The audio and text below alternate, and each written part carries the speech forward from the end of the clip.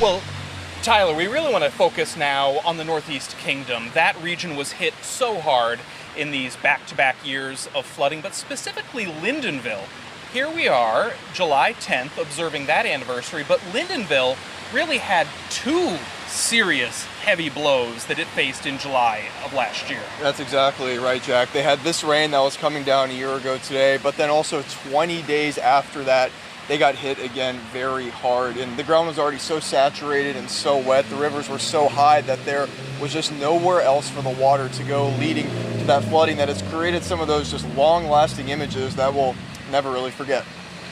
You've always known this community was special, but until you've been through something like this, you can't truly understand what it means to be lifted up by the people around you. Not once, not twice, but 3 times, Vermont's Northeast Kingdom hit by devastating rainfall in July of the past 2 years. We got hit in the northwest in 23, we got hit downtown in early July, and then we got hit kind of to the east part of our town the last time. The storm of late July creating scenes like this on Red Village Road, leaving some stranded for days and others rescued.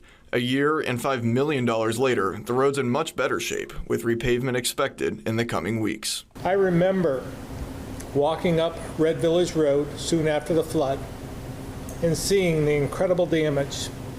The field down below looked like a log yard, with debris stacked up like cordwood, about 25 feet in the air. That and the Lyndonville Redemption Center and Liquor are considered success stories after the Redemption Center had 2 options: give up or be Vermont strong and come back better. When the waters rose, more than 41 inches surged into the store.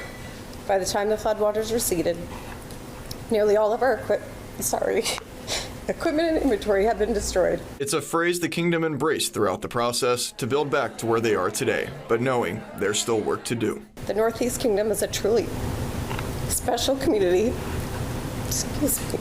And we are proud to be Vermonters. Unfortunately, we do have some stories that didn't end the way we wanted, and they did close their businesses, but in other cases, we've had some businesses that I think have come back stronger in a way. Unfortunately, one of those success stories was not the Miss Lyndonville Diner that has state recognition all across Vermont, but it was also really interesting learning about how some of the rescues and the recovery has happened in the Northeast Kingdom, because some of those areas are so remote and there's no cell service that it's more difficult to communicate and find people, say, than it was here in Montpelier or Barrie down the road. We missed the Miss Lyndonville Diner. It was a great spot. It was. Yeah, but that liquor store, that state store, they look fabulous. It was really nice. Congratulations to them. Yes, big congratulations to them. Excellent. Well, that's the very latest from downtown Montpelier. Matt will have more on